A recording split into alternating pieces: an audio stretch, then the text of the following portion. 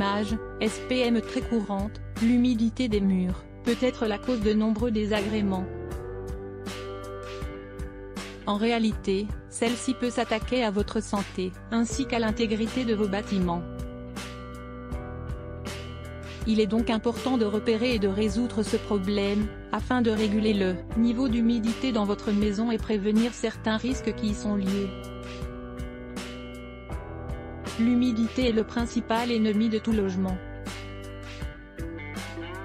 En plus de nuire à l'esthétique de votre demeure, elle peut être à l'origine de soucis de santé, allergies et problèmes respiratoires, notamment.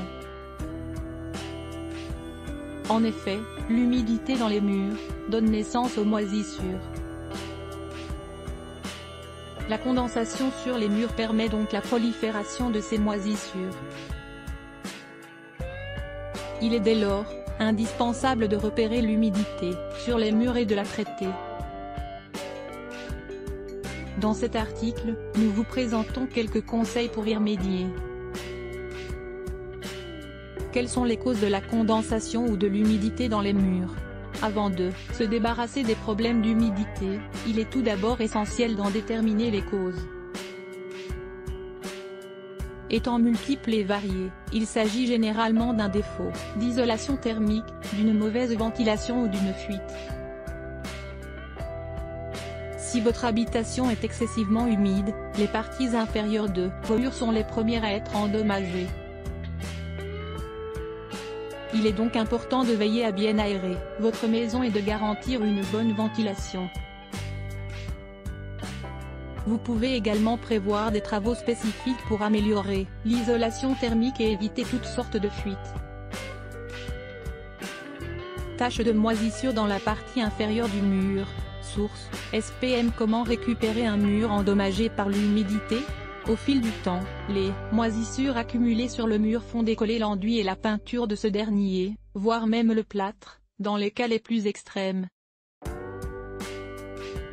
Cela peut être dû à une fuite causée par une infiltration d'eau, ou bien un creux mal isolé figurant sur votre mur. Taches de moisissure sur le mur. Source, SPM. Tout d'abord, le premier conseil serait de favoriser l'aération et la circulation d'air afin d'assécher l'humidité provenant de la partie inférieure.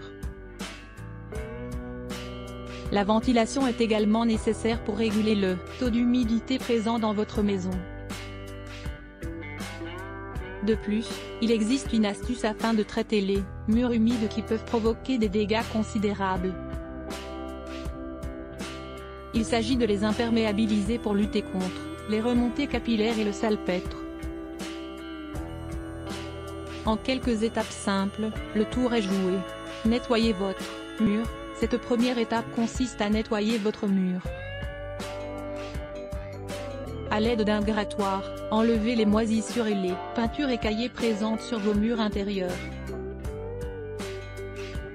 Important, pensez toujours à porter des gants et un masque avant de vous lancer dans cette opération. Mentionné ci-dessus, les moisissures peuvent être nocives pour la santé et peuvent provoquer des réactions allergiques. Une fois que votre mur sera propre, place au traitement. Préparez et appliquez l'enduit d'étanchéité sur le mur. Pour lutter contre la condensation, il est indispensable d'appliquer certains produits adaptés. En effet, il s'agit de l'enduit d'étanchéité. À base de mortier, celui-ci est appliqué sur le mur de manière à ce qu'il traverse son épaisseur et forme une couche d'étanchéité pour lutter contre l'humidité. Pour l'appliquer, inutile de faire appel à un professionnel, vous pouvez le faire vous-même. De plus, il existe des produits bon marché que vous pouvez retrouver dans les grandes surfaces. Quel que soit l'enduit utilisé, il est toujours conseillé de le mélanger avec de l'eau afin de former une pâte qui ne soit pas trop épaisse. Pour l'appliquer, rien de bien compliqué. Équipez-vous d'une truelle, puis étalez votre enduit sur l'intégralité du mur, en comblant particulièrement les imperfections et les creux qui y figurent. Si vous obtenez un résultat satisfaisant, vous pouvez appliquer la peinture directement sur la couche de votre enduit. Dans le cas contraire, pensez à appliquer un autre produit plus fin pour la finition. Par ailleurs, favorisez les joints spéciaux adaptés au traitement de l'humidité. Une fois l'imperméabilisation et la finition réalisées, laissez sécher pendant 3 jours. Peindre le mur. Dernière étape, la peinture de votre mur. Une fois complètement sec, appliquez 2 couches de vernis. Ensuite, assurez-vous d'utiliser des peintures transpirantes, afin qu'elles n'entravent pas l'enduit que vous avez utilisé. Il est également important de favoriser les peintures anti-humidité pour prévenir la réapparition des taches de moisissure et de salpêtre. Vous l'aurez compris, les murs humides peuvent laisser apparaître des traces de moisissure ainsi que des infiltrations d'eau, qui peuvent à leur tour endommager la structure de votre intérieur.